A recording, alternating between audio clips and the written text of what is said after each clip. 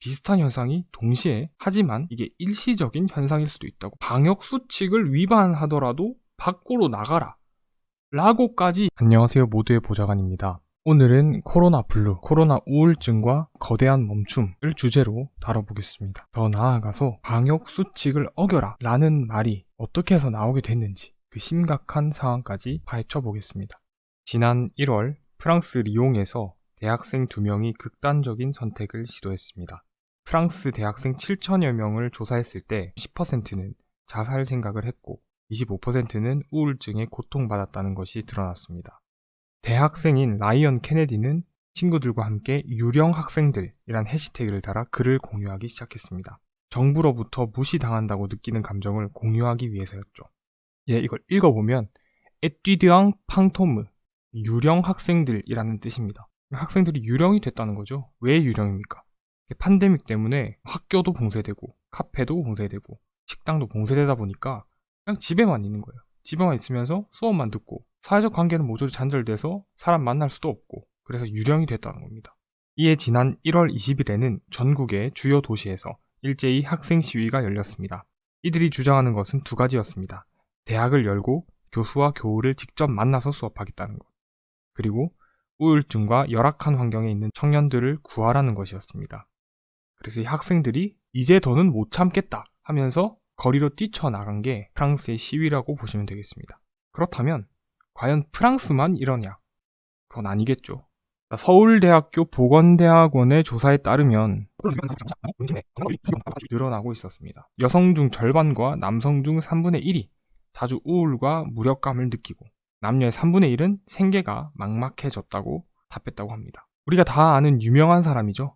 버락 오바마의 영부인이었던 미셸 오바마도 가벼운 코로나 블루를 겪었다고 합니다. 이 코로나 블루라는 건 코로나로 인한 우울증을 말하죠. 신조어입니다. 미국 질병통제예방센터 CDC가 미국인을 상대로 진행한 조사에 따르면 41%가 정신건강 문제가 있다고 밝혔고 3분의 1은 불안과 우울을 경험한 적이 있다고 답했습니다. 그래서 코로나로 인한 우울, 불안과 같은 정신적인 문제들은 비단 프랑스, 한국만의 문제가 아니라 전 세계적인 문제다라고 보는 것이 타당합니다. 그런데 이와는 조금 다른 시각도 있습니다. 이 코로나 사태가 비대면 소통을 중시하는 쪽으로 끌고 가다 보니까 인터넷으로 개개인들이 연결되면서 오히려 관계가 더 나아졌다고 보는 시각도 있어요. 소셜미디어 상에서 다른 사람들과 연결되는 것이 외로움과 두려움을 더 잘 다독이는데 도움을 줬다는 거죠. 도표를 보시면 국내 자살자 현황도 2020년 급격하게 줄어들었습니다. 독일 언론이 실시한 조사에 따르면 코로나에 따른 거리두기 조치 이후에 자살률이 20% 감소한 것으로 집계됐다고 합니다. 그래서 미국도 한국도 독일도 비슷한 현상이 동시에 일어나고 있습니다. 하지만 전문가들은 이게 일시적인 현상일 수도 있다고 분석하고 있어요. 보류된 죽음이죠. 자살은 복합적인 요소의 영향을 받기 때문에 한 가지 요인으로 분석하는 것은 불가능하다. 국가적 재난이 발생한 시기에는 일시적으로 자살률이 줄어들기도 한다고 밝혔습니다. 지난 한 해 우리 사회가 초긴장 상태로 유지되면서 자살이 줄어들었을 가능성이 있다. 그런데 이 조사를 보시면 우울 위험군과 자살 생각한 적이 있다 라고 응답한 사람은 오히려 늘었습니다. 그것도 급격하게 늘었습니다. 때문에 자살은 잠시 보류된 것일 수도 있다. 자, 그래서 이 중간에 있는 여성분은 뉴욕타임즈와 인터뷰한 프랑스 시민 라쇼 씨입니다. 이분도 이제 대학생인데 알바를 하다가 봉쇄 조치로 인해서 일자리를 잃었어요. 지금 내가 뭘 해야 될지도 모르겠고 아무것도 할 수 없는 이 상태가 너무 막막하다.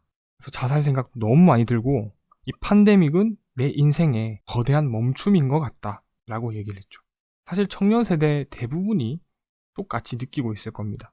모든 게 멈췄잖아요. 취업 시장도 멈추고 학교도 멈추고, 그렇기 때문에 우리 삶의 의미를 찾기가 어려워졌죠. 이런 얘기가 나오고 있어요. 청년 세대의 리질리언스, 회복 탄력성을 과대평가하고 있다고. 그러니까 우리 청년들은 다 건강할 거라고 생각하는데 그건 오산이란 겁니다. 오히려 밑에 이 단락을 보시면 정신건강 척도에서 가장 낮은 순위를 기록했다고 합니다. 젊은 세대가. 좀 심각한 상황입니다. 그래서 sense of limbo, 림보 하면 어떤 불확실한 상태를 얘기합니다. 내가 도대체 무엇을 하고 있냐? 지금 내가 뭘 하고 있는 것인가? 일자리도 없을 건데 내가 왜 학위를 따냐? 근원적인 고민이 든다는 거죠. 그래서 우리 몇몇 전문가들은 방역 수칙을 위반하더라도 밖으로 나가라 라고까지 얘기하는 분들이 생겼습니다. 불안과 우울에 싸우기 위해서 밖으로 나가는 것이 좋다. 가만히 있으면 자살할지도 모르니까 밖으로 나가라. 힐링을 해라는 거죠, 한마디로. 사람도 만나고 좀 해라. 무너진 관계를 회복시켜라. 심각하죠. 물론 이 코로나가 정신 건강에 가져온 아주 작지만 긍정적인 측면도 있습니다. 라쇼 씨가 말하기를 적어도 이번 사태는 슬퍼할 권리를 줬다. 다른 때 같으면 왜 이렇게 찡찡대냐 이렇게 얘기할 거를 이번 코로나 사태가 터졌기 때문에 그래 힘들지 라고 슬퍼할 권리를 부여받았다는 겁니다. 그래서 우리는 항상 강한 모습만은 보여줄 필요 없다.